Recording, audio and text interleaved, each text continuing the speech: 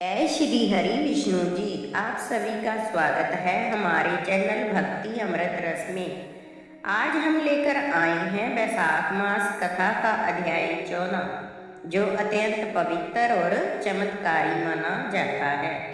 इस कथा को सुनने मात्र से व्यक्ति के जीवन के दुख दूर होते हैं और भगवान श्री हरि विष्णु जी की कृपा प्राप्त होती है। तो आइए श्रद्धा और भक्ति के साथ इस कथा को सुनते हैं। पूजा विधि: सुबह जल्दी उठकर स्नान करें, स्वच्छ वस्त्र पहने, भगवान विष्णु जी या अपने इष्ट देव की मूर्ति चित्र के सामने दीपक जलाएं, गंगा जल छिड़के, फल फूल तुलसी पत्तर अक्षत इत्यादि भगवान विष्णु जी को अर्पित करें। हाथ जोड़कर कथा सुने या कहें और मंत्र ओम नमो भगवते वासुदेवाय का जाप करें। अंत में श्री हरि विष्णु जी की आरती करें। कथा: श्रुतदेव जी कहने लगे कि मेष की संक्रांति में वैशाख के महीने में जो प्राणी प्रातःकाल उठकर मधुसूदन भगवान जी की पूजा करके इस मनोरथ हर कथा को सुनते हैं तो वह सब पापों से छूटकर विष्णु लोक को जाते हैं, और जो दुर्बुद्धि होते हैं वो होती हुई कथा को भी छोड़कर अन्य कामों में लग जाते हैं तो वे पिशाच की योनि पाते हैं। यहाँ हम एक प्राचीन इतिहास कहते हैं। यह इतिहास पाप दूर करने वाला, पवित्र करने वाला, धर्मवर्धक और तत्काल सेवनीय है। प्राचीन काल में गोदावरी नदी के किनारे ब्रह्मेश्वर क्षेत्र में ब्रह्मानिष्ठ बड़े परम दुर्वासा ऋषि के 2 शिष्य थे। वे सदा उपनिषद शास्त्रों में निष्ठावान थे। उन्हें किसी से कुछ अपेक्षा नहीं थी। भीख मांगकर जो कुछ मिलता उसी को खाकर पर्वत की गुफा में पड़े रहते थे। ये दोनों तीनों लोक में सत्यनिष्ठ तपोनिष्ठ नामों से विख्यात हुए।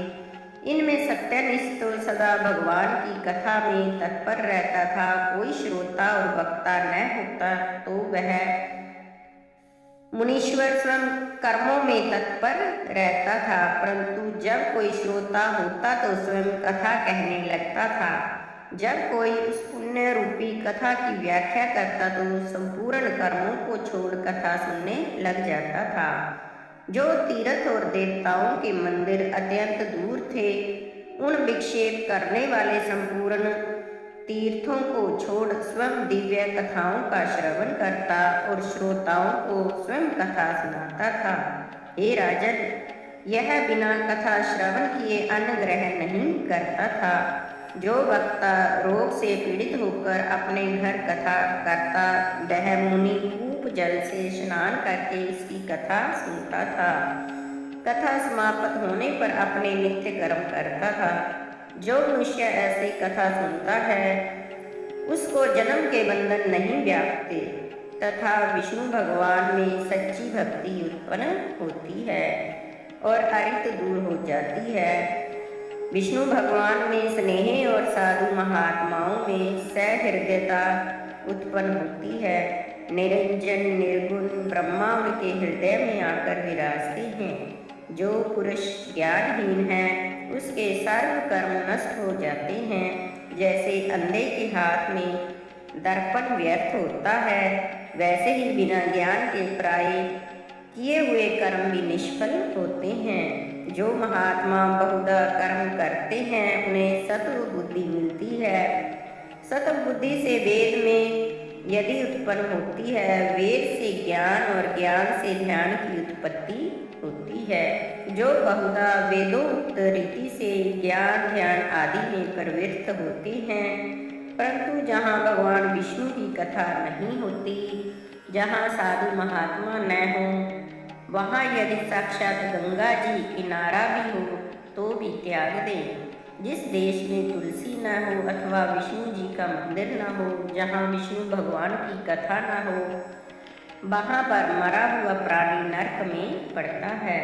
जिस ग्राम में विष्णु जी का मंदिर अथवा काला मृग न हो, वहाँ विष्णु जी की कथा नहीं होती। जहाँ साधु महात्मा न हो वहाँ का मरा हुआ प्राणी 100 जन्म तक कुकर योनि पाता है। उपनिषदों के विचार से उस मुनीश्वर ने यह बात निश्चय कर ली, अतः सदा विष्णु की भक्ति में तत्पर रहे और विष्णु जी की कथा श्रवण करे। कथा सुनने से अधिक और किसी काम को न माने। और दूसरा, जो तपोनिष्ठ था वह बड़ा दुराग्रही तथा कर्मनिष्ठ था। न तो स्वयं कथा कहता न सुनता था और होती हुई कथा को छोड़ तीर्थ स्थान के लिए चला जाता था। हे राजन, तीर्थ पर होती हुई कथा को इस डर से छोड़ देता था कि कहीं तप में विघ्न न हो।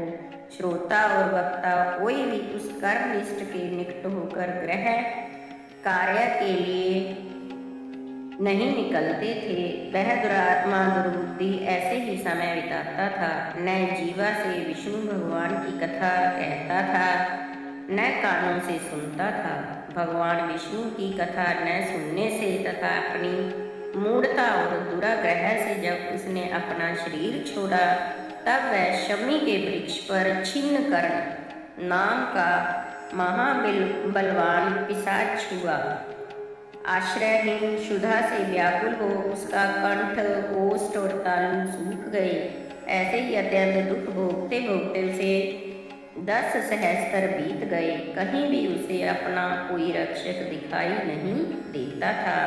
भूख से व्याकुल अत्यंत दुखी हो वह अपने कर्मों पर विचार करता हुआ अत्यंत उन्मत्त की तरह घूमने लगा। भूख के मारे इधर उधर भटकता रहा, कहीं भी निवृत्ति न हुई।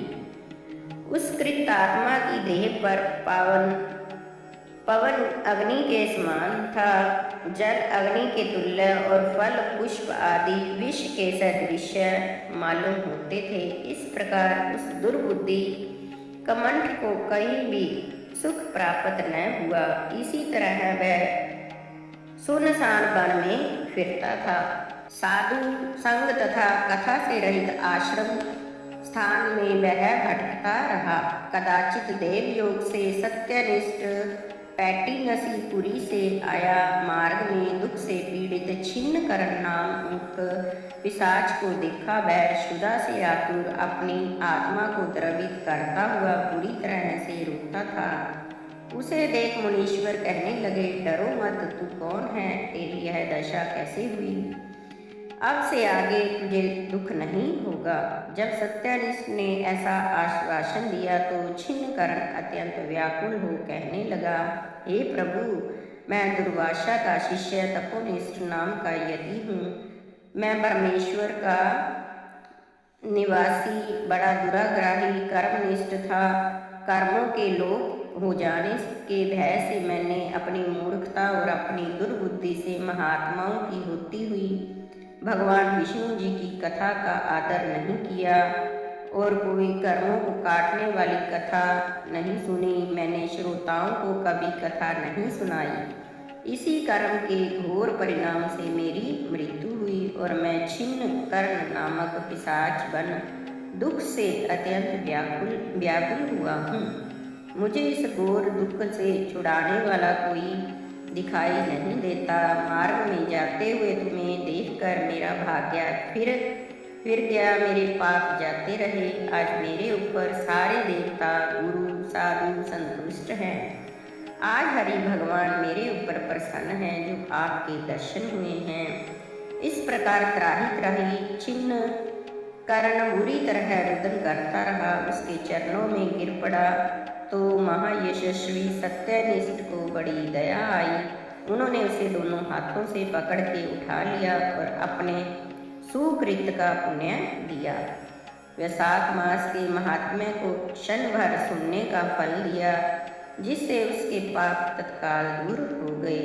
इस पिशाच की देह छोड़ दिव्य देह धारण कर दिव्य विमान पर बैठ महामुनि को प्रणाम कर आमंत्रण और परिक्रमा करके विष्णु लोक को जाता हुआ। तब सत्यनिष्ठ पैठिनसीपुरी को जाता हुआ बारंबार महात्म्य श्रवण की चिंता करता हुआ श्रुत देव जी बोले, यहाँ शुभ फल के देनहारी सब लोग पाप दूर करनहारे विष्णु भगवान की कथा होती है, वहाँ ही संपूर्ण तीर्थ और अनेक क्षेत्र आ जाते हैं। जहाँ विष्णु भगवान की कथा रूपी नदी बहती है, उस देश में वास करने वालों को हाथ में मुक्ति रहती है, इसमें कोई संदेह नहीं है। जय श्री हरि विष्णु जी। महत्व: वैशाख मास को हिंदू धर्म में अत्यंत पवित्र माना जाता है। इस महीने में कथा सुनने और दान करने से पापों का नाश होता है, सभी मनोकामनाएं पूर्ण होती हैं, घर में सुख समृद्धि आती है और भगवान विष्णु जी की विशेष कृपा बनी रहती है। तो दोस्तों, अगर आपको यह पावन कथा पसंद आई हो तो वीडियो को लाइक करें, चैनल को सब्सक्राइब करें और इसे अपने दोस्तों व परिवार के साथ जरूर शेयर करें। जय श्री हरि विष्णु जी, जय माँ लक्ष्मी जी। फिर मिलेंगे अगली पवित्र कथा के साथ।